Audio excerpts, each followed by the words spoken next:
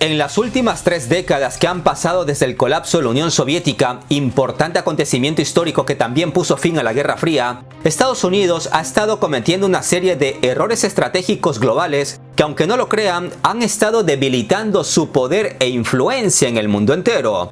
Como sabemos, después de la caída de la Unión Soviética, Estados Unidos siguió tratando de mantener un orden mundial que se basara principalmente en su dominio global, en todo el sentido de la frase, y que además le permitiera desarrollarse y prosperar sin impactos globales significativos, y lo que es más importante, inesperados. En ese sentido, el analista Zoran Meter, que escribe para el portal croata geopolítica.news, ha mencionado en un interesante artículo los 4 principales errores estratégicos de Estados Unidos desde que acabó la Guerra Fría, y sus razonamientos son de verdadero impacto, por lo que se los he querido compartir. El primer y principal error de Estados Unidos, siempre según el criterio del analista Zoran Meter, es que Washington no logró normalizar las relaciones con Rusia como heredera del colapsado Imperio Soviético. No porque Estados Unidos no pudiera y ni porque Rusia no quisiera, sino porque Estados Unidos no quería hacerlo hasta que Rusia no se sometiera y se inclinara de rodillas al dominio mundial estadounidense. Al mismo tiempo, resalta el experto, no tiene sentido ocultar el hecho de que había fuerzas bastante influyentes en Washington que, intoxicadas por la victoria de la Guerra Fría, intentaron desintegrar a Rusia, un nuevo país multiétnico con variadas religiones y aunque territorialmente más pequeño que la Unión Soviética, aún así era lo suficientemente grande para seguir siendo el país más inmenso del planeta. Fuerzas políticas en Washington intentaron dividir a Rusia en muchos pequeños estados que fuesen fáciles de administrar e influir desde el exterior. La mayor preocupación para Estados Unidos era el arsenal nuclear ruso y el temor de que cayeran en las manos equivocadas. Estados Unidos también le preocupaba que el comunismo volviera a Rusia, por lo que en las elecciones de 1996, Estados Unidos apoyó a Boris Yeltsin. Un apoyo abierto de Bill Clinton a su amigo ruso que el Partido Comunista Ruso recibió con total desprecio. Es más, se dice que si no hubiese sido por el apoyo de Estados Unidos a Yeltsin, los comunistas habrían regresado al poder a Rusia en 1996. No obstante, pese a esa armonía que brillaba entre Yeltsin y Clinton, Estados Unidos siguió tratando a Rusia como si fuera la Unión Soviética, un error estratégico que se pudo ver notablemente a inicios de este milenio, cuando Putin ganó las elecciones del 2000 y se quedaría en el Kremlin por 8 años, y meses más tarde George Bush entraba a la Casa Blanca y se quedaría ahí también por 8 años. Sepan que tras los atentados del 11 de septiembre, Putin fue el primer líder mundial en llamar a Bush y ofrecerle su apoyo. Durante los primeros años tuvieron grandes encuentros donde el presidente ruso tenía grandes expectativas para limar asperezas con el país al que se enfrentó durante más de 50 años en la Guerra Fría. Pero con el tiempo, George Bush empezó a sacar a Estados Unidos de importantes acuerdos sobre armas nucleares y de misiles balísticos que Estados Unidos mantenía con Rusia desde la era soviética, y que eran pilares importantes para mantener la seguridad global, más que nada en lo referente a una guerra nuclear entre ambas potencias militares. Al mismo tiempo, en el 2004, la OTAN, donde el mandamás es Estados Unidos desde siempre, inicia una nueva oleada de acercamiento a las fronteras rusas, donde se unen países que en el pasado fueron considerados estados satélites de la URSS, como Bulgaria, Eslovaquia o Rumanía. Y también se suman Estonia, Lituania y Letonia, 3 estados bálticos que formaron parte de la Unión Soviética. Entonces, con Bush saliéndose de tratados de armas nucleares y de misiles balísticos que mantenían con Rusia, y con la OTAN expandiéndose y atrayendo a ex aliados rusos, Putin se pone moscas y empieza a darse cuenta que su amigo George Bush simplemente estaba siguiendo la política establecida, valga la redundancia, por el establishment de Estados Unidos. Por lo tanto, subraya el analista, tras el final de la Guerra Fría, Washington probablemente perdió para siempre la oportunidad de llevar a Rusia a las organizaciones políticas, económicas y de seguridad occidentales, es decir, al círculo geopolítico occidental. Y ahora vemos lo que vemos. Como segundo error estratégico, el analista de geopolítica.news recuerda que en 1972 Estados Unidos empezó un acercamiento con China, movimiento que hizo como parte de su estrategia para separar y enemistar a este país comunista de los soviéticos. Gracias a este acercamiento estadounidense, China finalmente se abre al mundo, y luego con la llegada al poder de Deng Xiaoping se da inicio a una nueva era. Recordemos que en los años 80 en China se impulsa una política de modernización con énfasis en el desarrollo económico, y sin que nos diéramos cuenta, China se convirtió muy rápidamente en una potencia financiera, de inversión e industrial, que ha logrado un avance sin precedentes en la historia. Después de todo, no olvidemos que en los años 90 China era un país económicamente subdesarrollado, pero de un estado regional débil, China se convirtió de repente en una fábrica mundial y luego en un gigante económico y militar de nivel mundial. En resumen, podemos decir que en apenas 3 décadas, China ha subido a tal nivel económico de influencias y militar que ahora mismo es el principal rival para la hegemonía de Estados Unidos. Y la peor noticia para Washington es que no saben qué hacer con China. Como tercer error estratégico, el analista de Geopolítica.news asegura que Estados Unidos hizo mal en dejar tan rápido sus posiciones claves en Oriente Medio, una región que por varias décadas pudo controlar de manera geoestratégica, principalmente en términos energéticos. No olvidemos que hace 50 años Estados Unidos hizo de Arabia Saudita un aliado importante luego de que éste le ayudara a gestar lo que conocemos como petrodólares, que no es otra cosa que una especie de ley no escrita en donde todo el petróleo que se compra y se vende en el mundo deba ser comercializado en dólares estadounidenses. Pero bueno, eso ya lo he contado con lujos de detalles en otros videos. Lo importante es recordar cómo Estados Unidos realmente tenía controlada esta región hasta hace no mucho. Y aunque no lo parezca, Oriente Medio es una región importantísima, más allá de sus inacabables recursos energéticos. ¿Cómo Estados Unidos perdió influencias en esta región? Recordemos que con sus respectivos hilos de poder, Estados Unidos bendijo desde la sombra en el 2010 lo que se conoce como Primavera Árabe, una serie de manifestaciones populares en el mundo árabe. Y con ello, Estados Unidos abrió la caja de Pandora, en el sentido, siempre según el criterio del analista que nombramos hoy, de que a partir de entonces Estados Unidos le dio a otras potencias mundiales la oportunidad de entrar en esta región y empezar a luchar con Estados Unidos por influencias geopolíticas.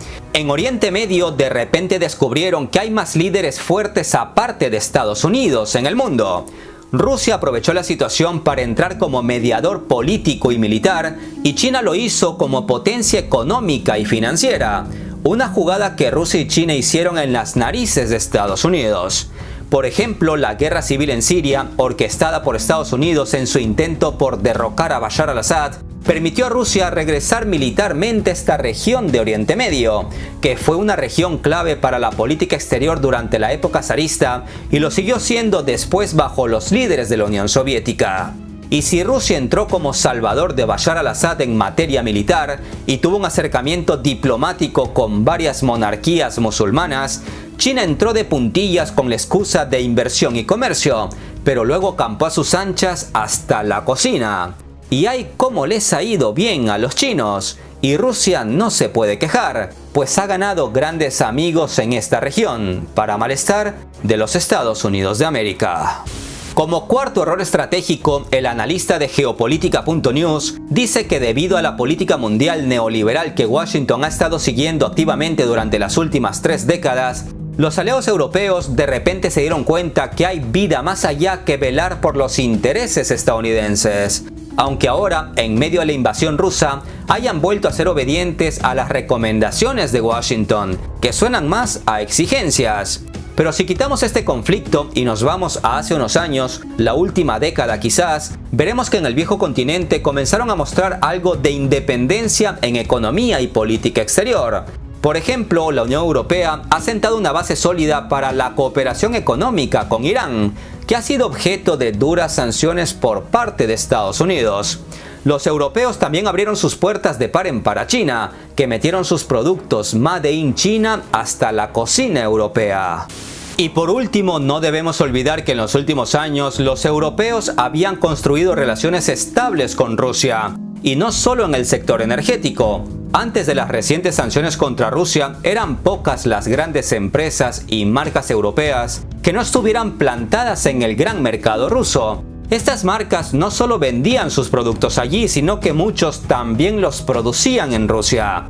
Algo que se debía a que una de las políticas de Putin fue dejar claro a las multinacionales extranjeras que Rusia estaba dispuesta a abrirle su mercado siempre y cuando invirtieran dentro del país, dieran empleo a la gente y pagaran sus respectivos impuestos. Era una política de ganar-ganar. Pero ahora muchas empresas occidentales están saliendo de Rusia, sacando sus inversiones y dejando a muchos rusos sin empleos. Y si bien eso crea problemas al Kremlin, lo cierto es que estas empresas occidentales están perdiendo un exquisito mercado y le dan luz verde a empresas chinas, indias o turcas para que ganen lo que ellos ya no están dispuestos a ganar por temor a que el tío Sam los termine sancionando. Porque hay algo que debe quedar claro, no es que muchas empresas occidentales se van de Rusia porque así se los dicta su conciencia, pues todos sabemos que los grandes negocios ven primero el dinero, al tiempo que la moralidad y la ética muchas veces no entran en su ecuación. Entiendan que las empresas occidentales se van de Rusia o paralizaron de momento sus negocios por temor a que desde Washington les digan: bueno señores, deben pagar una multa por hacer caso omiso de las sanciones contra Rusia, o en el peor de los casos Estados Unidos puede ponerles trabas o cerrarles las puertas en Estados Unidos, que es un mercado 100 veces más sabroso que el ruso. Entonces estas empresas se preguntan, ¿qué duele menos, perder el mercado ruso o el estadounidense? Y ya con lo dicho, estimados amigos, ya tienen su respuesta. Pero como decía, Rusia no perderá, ganarán los chinos, indios y turcos, que ya trabajan duro para suplir el mercado que dejan los que se van. Y otro punto es que muchas empresas occidentales no se han ido de Rusia, solo han cerrado temporalmente a la espera de que todo se solucione y volver a abrir sus negocios. En resumen, estimados amigos, estos 4 errores estratégicos estadounidenses sacudieron el orden mundial existente. Un orden mundial liderado por Estados Unidos desde hace 80 años, al tiempo que debilitaron su posición de influencia alrededor de todo el mundo. Basta con ver cómo Rusia y China se han hecho fuertes en las últimas 2 décadas y de cómo el accionar de Washington obligó a estas dos potencias a ayudarse y complementarse con su poder militar y el económico. Mientras que otros grandes jugadores como la India, Turquía o el mundo árabe han estado tomando políticas independientes que no precisamente van de la mano con los objetivos de Washington. Ahora a Estados Unidos le quedan 2 opciones: o aceptan la realidad y acceden a una transición a la multipolaridad, o desatan una batalla geopolítica por retomar su hegemonía. Y a estas alturas todo parece indicar que Estados Unidos eligió luchar por salvaguardar su hegemonía, y está luchando con 2 rivales geopolíticos clave, Rusia y China. Y aquí hay un punto paradójico que roza lo absurdo. Estados Unidos está buscando aliarse con China para terminar de hundir a Rusia, y amenaza a Xi Jinping con sanciones si China continúa apoyando a Rusia. En ese sentido, vale recordar las palabras de una presentadora de televisión china, quien dijo que el acercamiento de Biden a Xi Jinping suena algo como: China, ayúdennos ahora a derrotar a sus amigos rusos para que luego podamos concentrarnos en la lucha contra ustedes. Esta superanalogía muestra la realidad en apenas pocas palabras, porque si Rusia se hunde, Estados Unidos irá a una batalla larga y tendida para hundir a China. Pero en China saben que Rusia es la única que les puede proporcionar una seguridad geoestratégica importantísima, porque sin Rusia, China estaría simplemente rodeada de países extremadamente poco fiables para ella. Además, Rusia es la única fuente fiable de energía para China en caso de que en un futuro Occidente la bloquee. Por eso no es de interés de China que Rusia caiga. Además, los chinos saben perfectamente cómo funciona la política exterior estadounidense y ven con desconfianza las propuestas de Washington. Por eso es muy difícil imaginar que Pekín acceda a un trato con Washington en detrimento de los intereses nacionales rusos, que a la larga también afectarán los intereses nacionales chinos. Esto, estimados amigos, es geopolítica pura y dura. Es necesario recordar que tras la invasión rusa de Ucrania, Estados Unidos aprovechó al máximo la oportunidad para intentar aislar a Rusia del mundo y hacer que su economía se desplome. Es más, era la excusa perfecta que estaban esperando para sacar su artillería económica más pesada y de paso, sin decir una sola palabra, demostrar a Europa quién es el que aún toma las decisiones clave en el mundo para el interés de Washington, incluso si todo esto le cuesta muy caro a Europa. Al mismo tiempo, Estados Unidos decidió acercarse a su principal rival, China, sin la cual, según los estadounidenses, Rusia no podrá resistir en el futuro. No obstante, eso de bloquear a los ciudadanos rusos para que no puedan usar sus tarjetas bancarias Visa y Mastercard fuera de Rusia, eso de prohibir que deportistas rusos participen en encuentros deportivos internacionales, que en el caso del tenis y el ajedrez es como que en un mundial de fútbol dejen afuera a Brasil, Argentina o Alemania por cuestiones políticas, cuando todos sabemos que el deporte y la política no van de la mano. Eso de prohibir la cultura y el arte rusos alrededor del mundo, eso de prohibir los clásicos literarios como Tolstoy y Dostoyevsky y los musicales como de Tchaikovsky, eso de despedir a directores de orquesta o de teatro rusos en centros culturales europeos y en otras partes del mundo, todo esto y más solo ha logrado que muchos rusos que nunca amaron a Putin de repente empezaran a cuestionar más el accionar de Occidente, que con sus sanciones y bloqueos causan más daño en la población que en la cúpula política del Kremlin. Esa es la realidad. Porque el objetivo histórico de la política de sanciones estadounidenses es sacar del poder a los políticos que gobiernan en X país. Pero la historia ha demostrado que ocurre exactamente lo contrario. Los políticos se quedan por más tiempo en el poder, a la vez que los que verdaderamente sufren las sanciones y bloqueos son las personas comunes y corrientes como ustedes o como yo, y no los políticos, oligarcas y multimillonarios. Es por eso que las sanciones muchas veces son calificadas de inhumanas, porque no afectan a sus verdaderos objetivos, sino a los más inocentes y vulnerables. En ese sentido, el analista Zoran Meter, que recuerdo, escribe para el portal croata geopolítica.news, no sabe qué esperar del actual conflicto entre Rusia y Ucrania. Si una victoria táctica de Estados Unidos sobre Rusia o por el contrario una derrota estratégica. Lo segundo, lo de la derrota estratégica, no está descartado, pues Estados Unidos puede perder el control sobre procesos globales clave. Tengamos en cuenta que los que verdaderamente critican el accionar de Rusia son solo Estados Unidos, Reino Unido, la Unión Europea, Japón, Corea del Sur y Australia, porque de ahí el resto del mundo parece haber tomado una postura neutral. Por nombrar algunos, recordemos a China y la India, que ya con eso hablamos de más del 33% de la población mundial. Turquía se frota las manos porque en los próximos meses todos los rusos que disfrutaban sus vacaciones de verano en Europa no les quedará más remedio que visitar las playas de la vecina Turquía. Además, Turquía tiene marcas de ropa, comida y produce tecnología que pueden suplantar a las empresas occidentales. Brasil, Argentina y México se mantienen neutrales, casi todo Oriente Medio igual, casi toda África igual y casi toda Asia igual se mantiene neutral. Ni no solo eso, sino que muchos de estos países están dispuestos a seguir comercializando con Rusia, ya no en dólares o euros, sino en sus monedas nacionales. Como contábamos en otro video, Arabia Saudita y China discuten si mandar al carajo a los petrodólares y comercializar en yuanes, lo que sería un duro golpe para la moneda estadounidense. Y es que desde Occidente relatan que toda la comunidad internacional apoya la política estadounidense.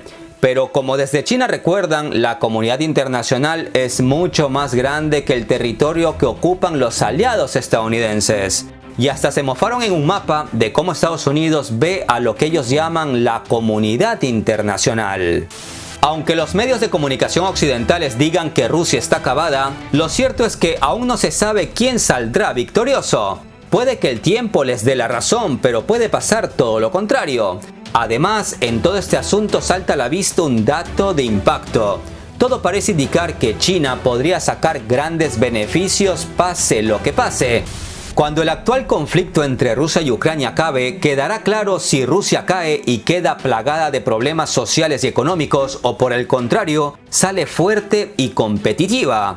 Y eso, estimados amigos, eso es justamente lo que determinará en gran medida el futuro de nuestro planeta.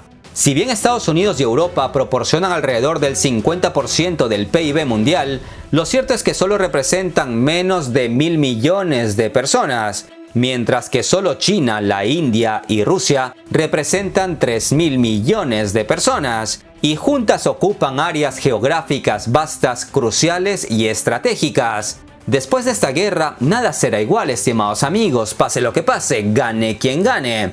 Pese a todo, muchos analistas sostienen que todo parece indicar que Estados Unidos seguirá cumpliendo su papel hegemónico, pero quizás solo en Norteamérica y Europa. Ya el tiempo lo dirá.